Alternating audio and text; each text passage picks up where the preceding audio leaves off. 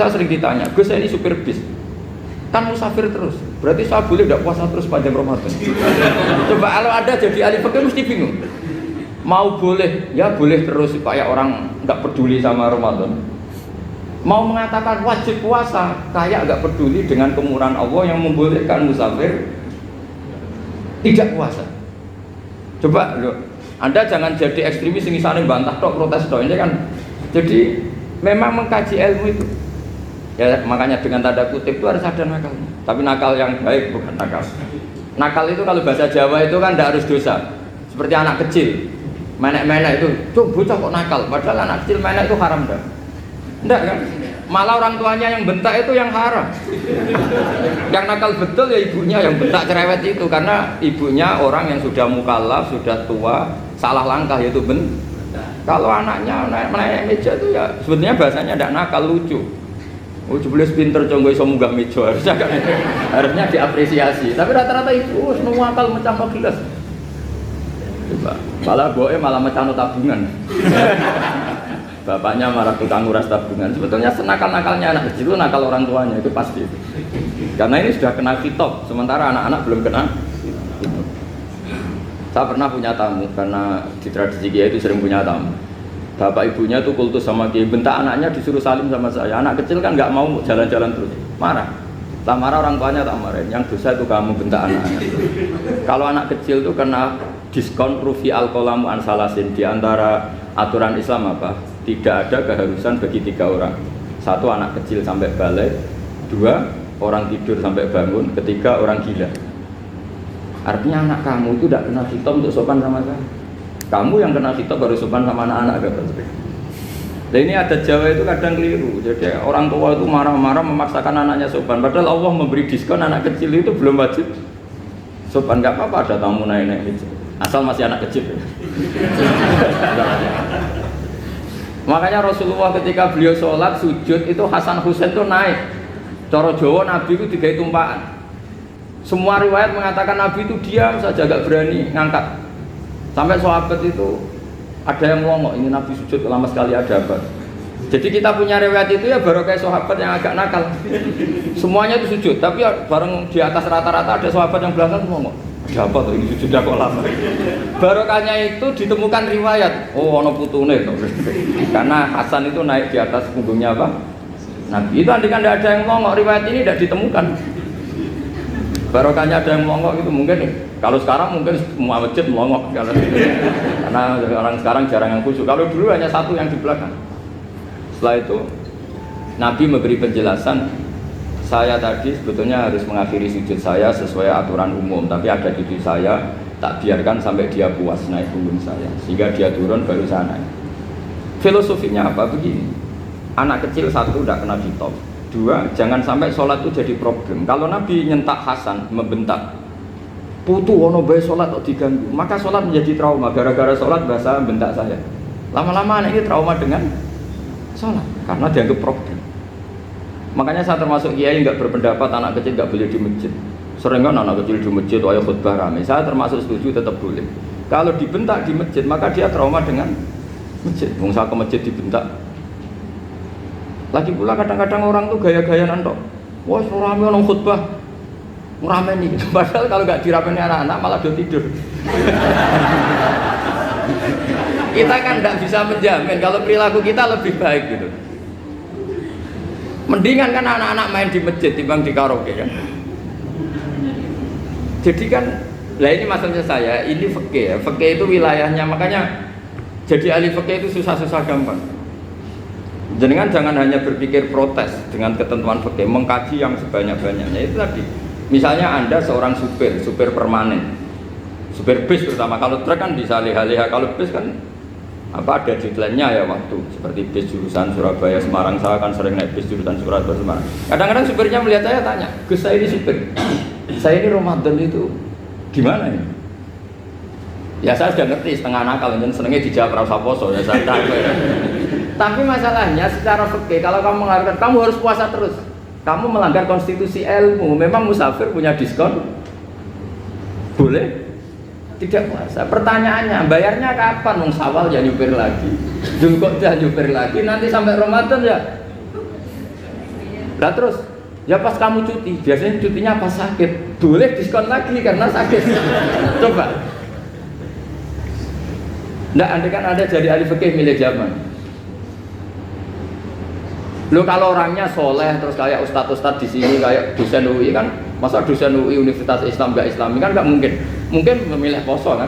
Masalahnya ini kan hukum untuk orang kebanyakan, nggak boleh hukum mosok gak kuat. Bu, sahur jam 3:30 ngombe vitamin pokoknya harus kuat. Itu tidak hukum, itu saran. Hukum itu beda dengan saran. Hukum itu hanya berpijak musafir itu boleh iftar.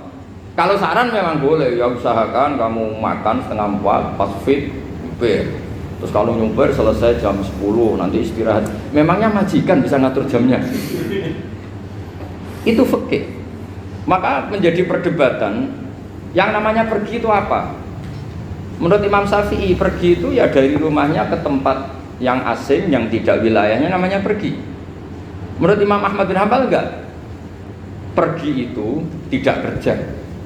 Jadi orang yang supir yang seperti itu namanya tidak pergi tapi kerja. Tanyakan ke publik, misalnya jenengan ke UI, istri kamu atau suami kamu ditanya, istri kamu kemana? Kira-kira jawabnya bilang pergi jalan-jalan apa bilang kerja? Kerja. Makanya kata Imam Ahmad bin Hanbal, mudi musafar atau orang yang berprofesi, yang profesinya memang harus pergi kayak traveling atau supir, maka itu namanya tidak pergi, namanya itu kerja. Karena apa? Sekali distatuskan pergi, maka ikut status yang dikatakan Allah dan Rasul, dapat diskon, boleh tidak puasa. Maka terus kita debat tentang definisi.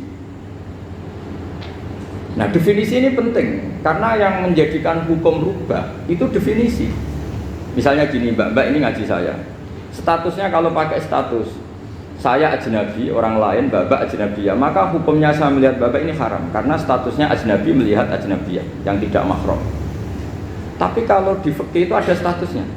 Di antara lelaki boleh muwajahah sama perempuan adalah 1 untuk belajar, 2 untuk muamalah, 3 untuk kesaksian, 4 untuk pengobatan. Itu kan ada pengecualian-pengecualian. Sehingga statusnya sekarang Mbak itu belajar, apa ingin melihat Gus Bah atau Gus Bah itu mengajar atau ingin melihat Mbak? Itu statusnya bisa rubah. Makanya kalau sebetulnya kalau kita marung di warung misalnya Padang, kita nggak pilah-pilah, kebetulan pelayannya perempuan itu masih bisa dikhilah secara fikih. Saya muamalah marung, cuma kebetulan penjaganya. Tapi masalahnya Pak ini punya daftar penjaga yang cantik, itu yang masalah. Maka pertanyaannya itu marung ke situ demi marung apa demi melihat? Tidak jawab saja. Demi marung apa demi melihat?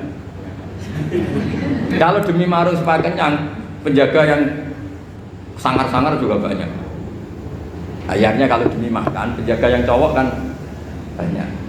Kalau demi melihat, berarti yang dihitung kan niatnya.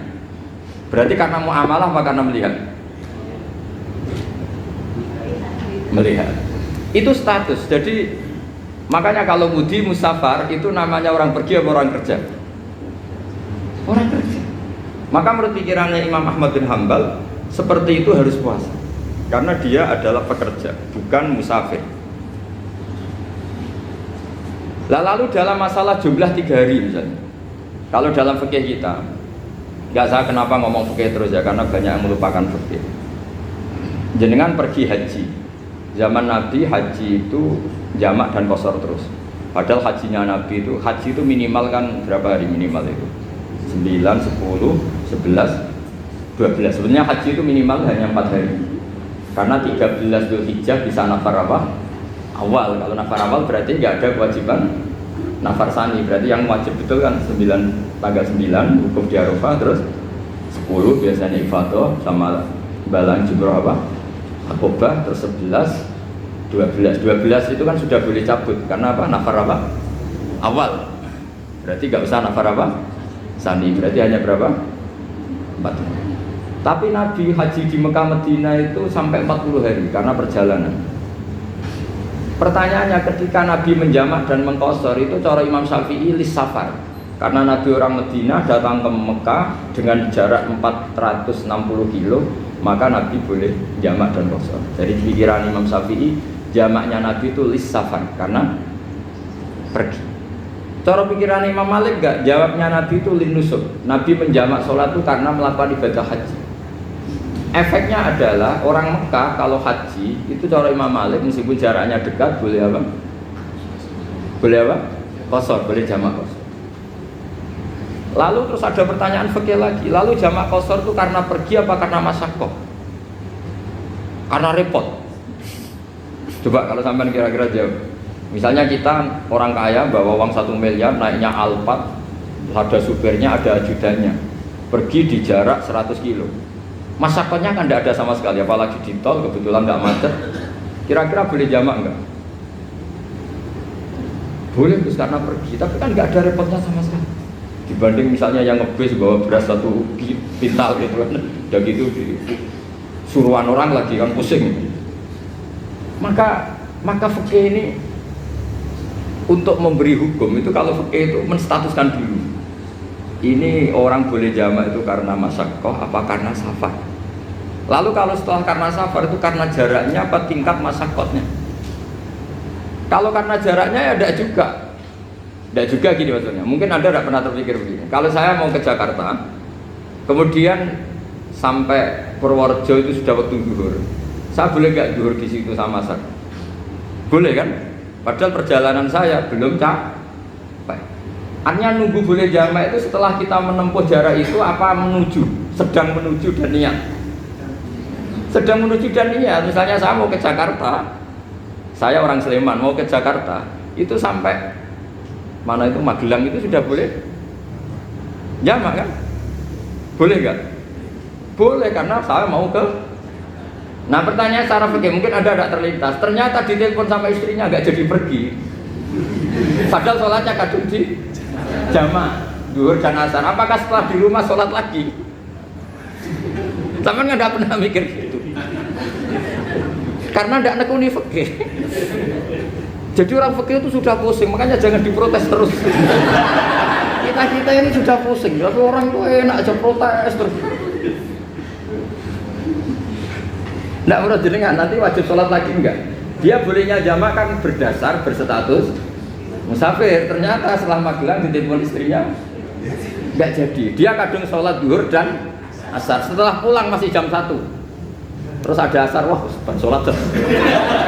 Kalau ada sholat lagi apa ada? Jangan saran. Kalau saran, wah sebaiknya sholat lagi. Itu tidak hukum, itu saran itu namanya. Saran dengan hukum beda. Sholat lagi pada. Loh, ketika ada jaga itu berdasar malas atau berdasar hukum? Apa?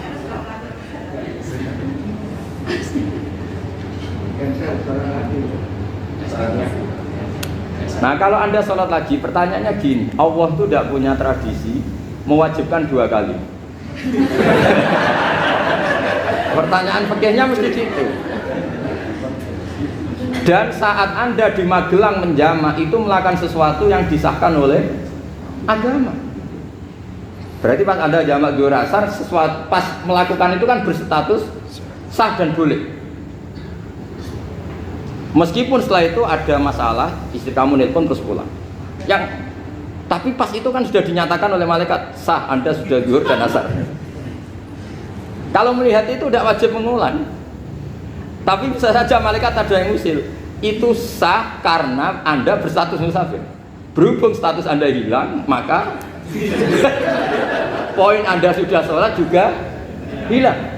Kamu milih fikih yang mana?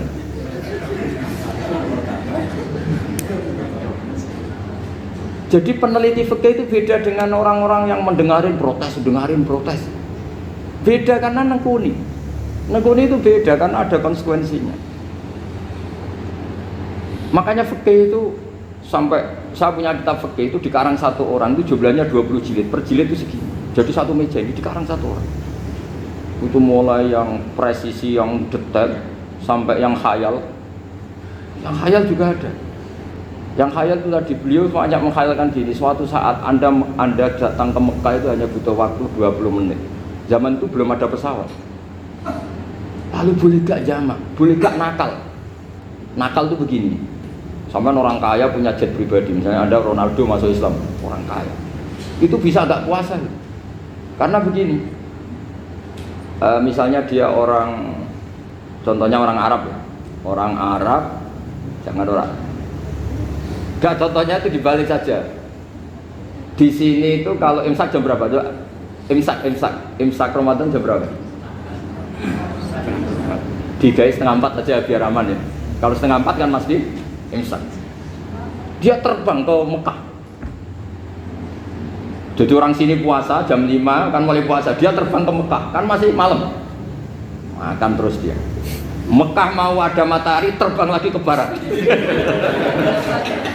Karena dia menghindari berstatus puasa. Atau sebaliknya, dia orang Mekah jam 12 puasa, 12 siang puasa. Dia, wah kalau 6 jam lagi buka, bisa barabe saya. Terbang ke Indonesia. Ke Indonesia terbang baru 1 jam, di sini sudah buka. Itu khayal, jadi itu ada khayalnya. Itu lama dulu, sebelum ada pesawat sedang mengkhayal gitu. Bolehkah orang yang di Masyriq ke Maghrib demi itu? Kalau anda jadi Raja Salman jam 1 kok sudah nggak kuat apa? Puasa, itu diberi saran terbang ke Indonesia. Itu kalau pakai jet kan nggak sampai 9 jam, 1 jam ke Jakarta. Sudah ada wow akbar. Bukan. Boleh enggak? Lo mau kamu enggak bilang, oh enggak boleh. Wong di Jakarta sudah huruf samsi. Masa sudah matahari terbenam orangnya enggak boleh? Buka. Lah ya. Apa? Kalau resikonya gini, sampean mungkin nggak mikir, resikonya gini, kalau dia berstatus musafir, bolehnya buka karena musafir, pertanyaannya dia wajib bayar. Kan musafir bolehnya kodok nanti harus bayar, tapi kalau dia buka normal kan tidak harus bayar, beda, efek-efeknya beda.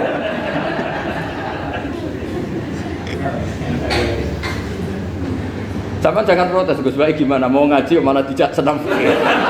Ini kan ngajinya para dosen, para pegawai, jadi harusnya itu jadi mufti, ngaji untuk jadi mufti, bukan ngaji untuk mendengarkan. Jadi makanya saya mohon jangan sering protes sama ulama sudah pusing. Karena efek-efek hukum itu tidak gampang. Kayak tadi misalnya, kalau dia boleh buka atas nama musafir, resikonya wajib bayar. Masalahnya Raja Salman ini mau ndak gitu. Dia inginnya. Maka pertanyaannya itu kitab yang milik saya tadi yang 20 jilid tadi. Ulama itu mulai dulu sudah membayangkan bagaimana kalau suatu saat ada satu kendaraan. Kenapa ulama bisa membayangkan itu? Karena ada buruk. Meskipun mereka nggak numpak buruk, hanya Rasulullah, tapi kan bisa membayangkan ada toyul waktu. Waktu itu bisa dilipat. Karena ulama dulu ahli astronomi, jadi bumi itu bulatnya gini, muternya gini.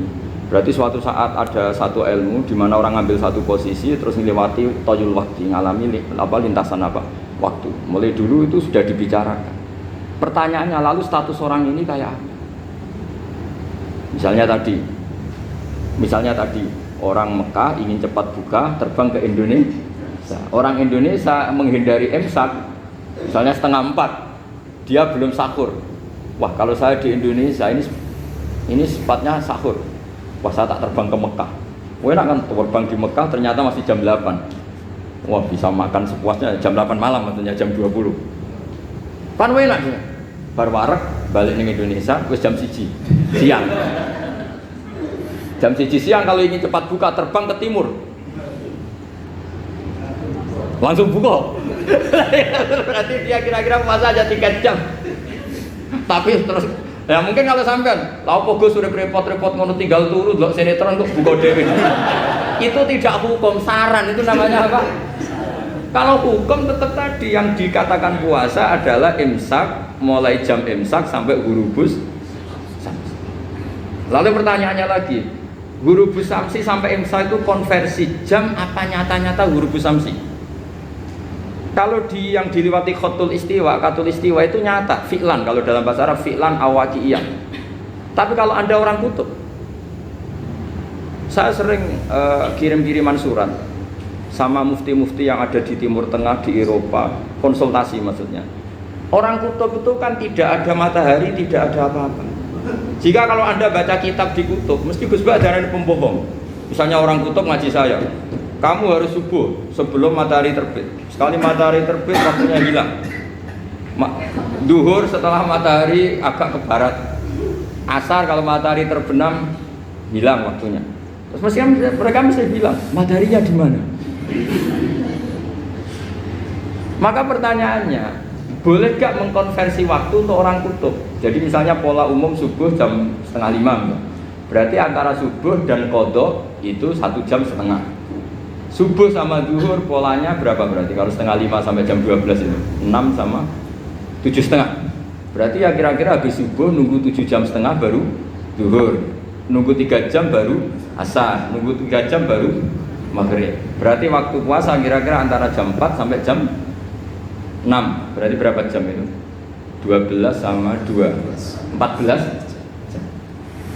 Oke, berarti orang kutub harus puasa 14 jam, tidak bergantung waktu mata. Tapi ada lagi pertanyaan lucunya gini, lalu 14 jam Gus itu dimulai dari mana? Apa asal 14 jam? Apa harus ada konsensus setarnya? Masih ada PR lagi. Menurut kamu gimana? Ada konsensus setarnya dimulai jam 4 dini hari. Apa asal jumlahnya? Imsak 14 jam. Mikir lagi kan? Itu di Denmark itu ada satu musim di mana siang terus sampai sekian bulan. Siang terus sampai orang sana itu capek. Kenapa ada siang terus? Logikanya kan tadi bumi itu saya juga belajar falak, belajar astronomi. Kalau tepaan kamu di sisi yang barat agak utara atau agak selatan, matahari ini nyentron terus.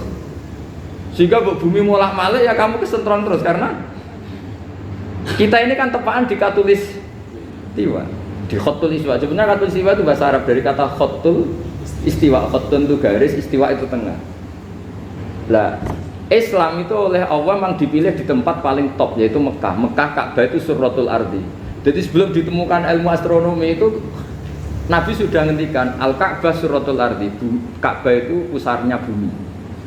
Sehingga di Ka'bah itu satu-satunya area yang terbebas dari medan magnetis. Karena dari utara dan selatan benar-benar di tengah. Maka potensi jam paling akurat di dunia itu ya hanya jam yang di Mekah itu. Karena apapun akuratnya teknologi di Amerika atau Jerman, karena jam itu dari logam tetap ketarik medan magnetis, entah berapa 00, tetap kena. Misalnya jam di Jerman lebih dekat mana kalau Jerman? Mesti ketarik medan magnetis, entah berapa kadarnya, karena materi jam dari logam. Sementara di Mekah karena di tengah itu terbebas dari medan magnetis. Nah, sehingga yang segaris dengan Mekah kayak Indonesia itu semuanya khotul istiwa. Nah kalau khotul istiwa normal itu artinya ya 12 siang secara umum ya 12. Sehingga ulama Indonesia kalau ngaji itu lebih gampang, lebih tidak dianggap bohong. Karena ya ada terbitnya matahari, ada zawalus syamsi, ada hurubus syamsi. Coba kalau kitab itu Anda baca di kutub utara sama kutub selatan, murid kamu bingung semua. Ini gimana Ustadz, tidak ada matahari kok semuanya diukur pakai matahari. Lalu pertanyaannya dikonversi kan? Pertanyaannya kalau dikonversi pakai apa gitu? Asal 14 jam, apa harus sepakat dimulai jam berapa? Milih mana? Milih sepakat. Pertanyaannya kalau sepakat, ukurannya siapa yang jadi ahlul halli wal aqdi?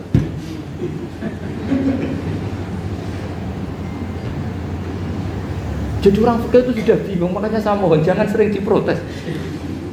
Saya pernah ketemu ulama, saya kan sering ikut komunitas di New York, itu andekan di Bur, itu pas persis Ka'bah. Jadi buminya itu kalau di Bur itu pas persis Ka'bah. Lalu pertanyaannya, ada kiblat tidak di sana? Ya bumi kan gini ya, kalau dalam bahasa falak itu ada rubuk namanya. Rubuk itu bumi yang sewaktu itu hanya yang 1/4. Ya bumi yang sewaktu itu hanya 1/4. Jadi kita sekarang siang, berarti yang baru siang hanya 1/4 bumi. Nanti yang malam ya hanya 1/4 bumi. Ya, misalnya sekarang kita di sini siang, di Arab Saudi kan belum, ini masih 5:30. Ini sekarang di Arab Saudi baru 5:30. Lah itu ada daerah di mana dengan Ka'bah itu pas atas sama bawah. Harusnya kan bebas arah. Apa? Bebas arah. Lalu orang sana sholatnya itu menghadap kemana? Pernah ulama New York itu minta fatwa ke Rabitatul Alam Al-Islami. Lalu kita harus menghadap kemana? Makanya dalam dunia anekdot ulama itu ada anekdot Abu Nawas itu orang yang nggak pernah kalah debat. Dia tuh terkenal nggak pernah kalah debat. Tapi dia ada ilmuwan. Dia punya tetangga ilmuwan, punya pengaruh besar. Semua orang ngaji ke ilmuwan itu. Mantelnya bukan main, karena dia ahli falak, ahli astronomi. Mau nandingi dia tidak bisa, gak nandingi itu reputasinya jatuh. Orang itu berteori kalau bumi itu bulat-bulat. Kalau kamu jalan ke sini, maka akan ke titik yang sama. Suatu saat si profesor ini kemalingan, terus minta tolong Abu Nawas, rumah saya kemalingan. Terus lari kemana malingnya? Ke timur. Setelah ke timur, larinya ke timur. Abu Nawas lari ke barat. Terus ditanya, sudah tak bilangin malingnya lari ke timur, kok kamu lari ke barat? Nanti ketemu di titik yang sama. Sebenarnya itu profesornya makel. Oh, kamu nyindir. Artinya Abu Nawas gak terima. Teori Anda itu gak bisa. Secara keilmuan benar, tapi secara faktual gak boleh. Berarti kalau ada orang ngejar istrinya lari ke timur, dia harus tetap ke barat. Nanti ketemu di titik yang sama. Jadi malingnya tuh lari ke timur, Abu Nawas ngejar ke barat. Ketika ditanya profesornya, sudah bilangin malingnya tuh lari ke timur, kenapa ada ke barat? Kata Anda nanti ketemu di titik yang sama, karena bumi bulat-bulat. Nah pertanyaannya gini, lalu kalau yang segaris itu ada arah enggak? Kayak New York tadi. Menurut kamu tetap berkiblat apa enggak usah? Loh kalau yang rubuk jelas. Loh gitu, kalau rubuk begini loh, misalnya begini, terus kamu di sini sama sini kan masih ada arah, tapi kalau sini sama sini masih butuh kiblat enggak? Lalu sama enggak usah protes, orang fikih sudah pusing, enggak usah diprotes. Karena yang dipikir itu macam-macam. Lah ya makanya ini mengkaji ya, saya mohon ya kayak tadi ini mengkaji, saya mohon saya cukupkan sekian. Sementing apa ya, kita ada respeknya lah sama ulama. Jadi ulama itu susah, mikirnya susah, harus tanggung jawab di depan Allah, di dunia diprotes terus. Ya saya kira demikian. Assalamualaikum warahmatullahi wabarakatuh.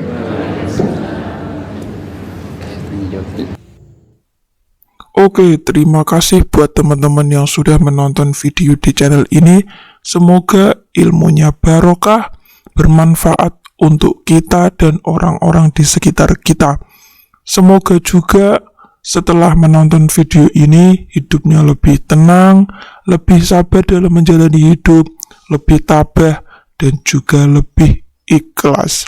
Jangan lupa terus dukung channel ini supaya terus berkembang dengan cara klik like, tinggalkan komentar, klik subscribe karena subscribe itu gratis, dan jangan lupa klik tombol notifikasi supaya teman-teman selalu mendapatkan pemberitahuan setiap channel ini upload video baru.